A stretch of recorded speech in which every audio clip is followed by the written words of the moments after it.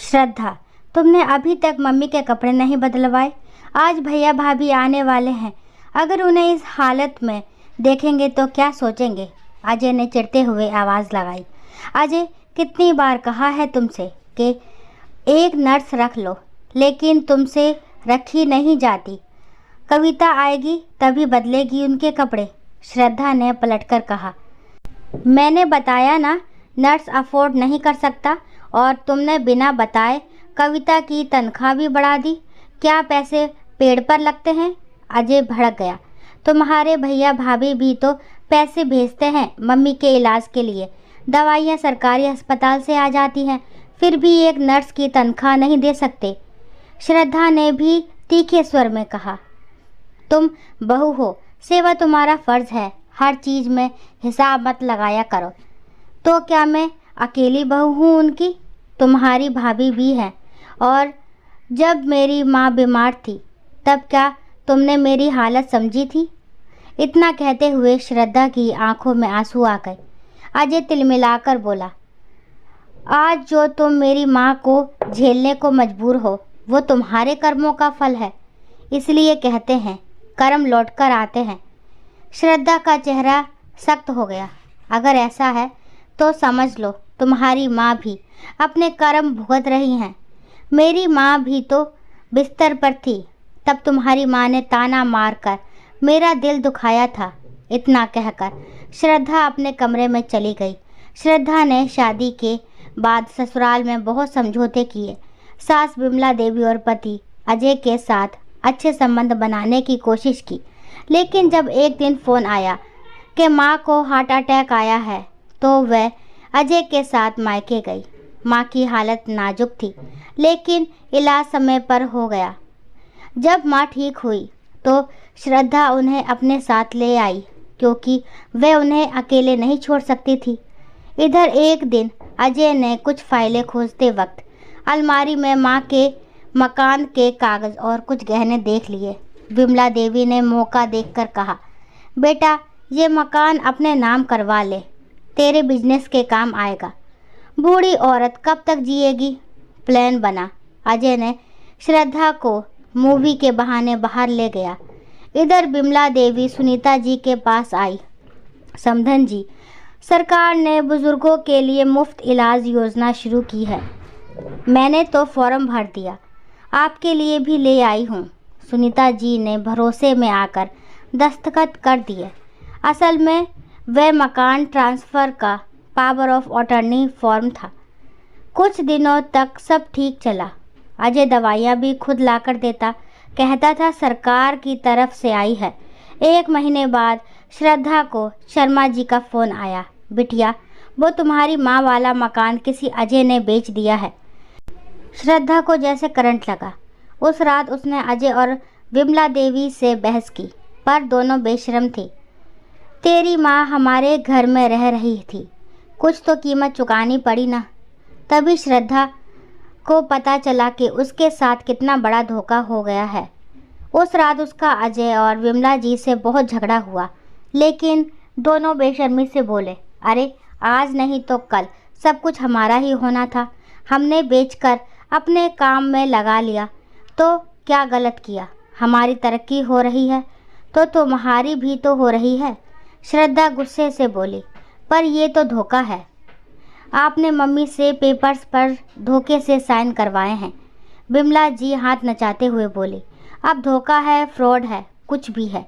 तुमसे और तुम्हारी बीमार माँ से जो बन पड़े कर लो। वो अपने कमरे में चली गई।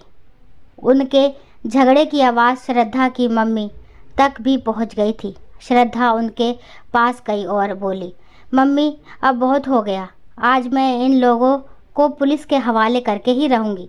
इतना बड़ा धोखा, अब चाहे तलाक ही लेना पड़े, मैं इन्हें छोड़ूंगी नहीं।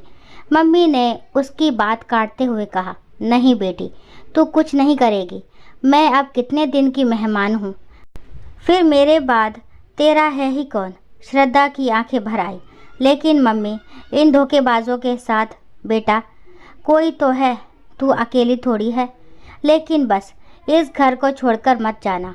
इन लोगों के कर्मों की सज़ा ऊपर वाला देगा, तुझे मेरी कसम है। श्रद्धा चुप हो गई। उसने मम्मी की कसम की लाज रखी, लेकिन कुछ ही दिनों बाद उसकी मम्मी चल बसी। श्रद्धा फूट फूट कर रोई, पर माँ कुछ बोल नहीं सकती थी। उन्होंने जाते जाते सिखा दिया था कि भरोसा कभी आंख बंद करके मत करो। अजय और विमला जी को कोई दुख नहीं था, उनके लिए तो जैसे कोई बोझ ही उतर गया था। श्रद्धा अंदर ही अंदर टूट गई थी। इस घटना को अब 5 साल बीत चुके थे। अजय और उसकी माँ को आज भी अपने किए का कोई पछतावा नहीं था, लेकिन 2 महीने पहले अजय के बिजनेस पार्टनर ने उसे धोखा दे दिया, जिससे उसे भारी नुकसान हुआ। अजय बार बार उसके घर गया, लेकिन उसने कोई मदद नहीं की। एक दिन अजय और विमला जी उसी पार्टनर के घर जा रहे थे कि रास्ते में एक्सीडेंट हो गया।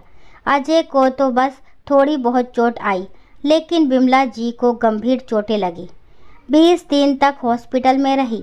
वहाँ तो नर्स ने संभाल लिया, लेकिन घर आने के बाद उन्हें हर वक्त किसी की ज़रूरत पड़ती थी। श्रद्धा ने साफ कह दिया, मैं अब आपकी सेवा नहीं कर सकती। जब मेरी मम्मी बीमार थी तब आपको कोई फ़र्क नहीं पड़ा, आज मुझे भी फ़र्क नहीं पड़ता। कुछ देर बाद अजय के भैया और भाभी वहाँ पहुँच गए। भाभी ने आकर विमला जी को संभाला। ये देखकर अजय ने तंज कसते हुए कहा, देखो ये भी एक बहू है जो अपनी सास की सेवा में तत्पर है, वरना कुछ बहुएं तो ऐसी होती हैं जिन्हें अपनी सास से कोई लेना देना ही नहीं होता। इससे पहले कि श्रद्धा कुछ कहती, भैया ने सीधा जवाब दिया, सही कहा तुमने, कुछ बहुएं अपनी सास की सेवा कर लेती हैं, पर बात यह है कि मैंने अपनी पत्नी के साथ कभी कुछ गलत नहीं किया और ना ही किसी को करने दिया। पर तुमने अपनी माँ विमला जी के साथ मिलकर अपनी पत्नी और उसकी माँ को धोखा दिया, फिर अब तुम उससे सेवा की उम्मीद कैसे कर सकते हो? भैया की बात सुनकर अजय चुप हो गया। तभी भाभी ने तीखे लहजे में कहा, कम से कम तुम्हारी पत्नी तुम्हारे साथ तो खड़ी है। मेरा पति ऐसा करता तो मैं उसे जेल की हवा खिला देती। ये सुनकर श्रद्धा ने नज़रें झुका ली। 2 दिन तक भैया भाभी वहाँ रहे, पर भाभी ने ही विमला जी की सेवा की। श्रद्धा एक बार भी विमला जी के कमरे में नहीं गई और ना ही भैया भाभी ने उससे कुछ कहा। आखिर इतने बड़े धोखे के बाद उससे सेवा की उम्मीद कैसे की जा सकती थी? आखिरकार जाते जाते भैया भाभी विमला जी को अपने साथ ले गए, पर जाते जाते अजय को सख्त शब्दों में समझा गए, अपनी गलती को सुधार ले। माँ की सेवा के लिए तो हम हैं, पर तेरी सेवा के लिए कोई नहीं होगा।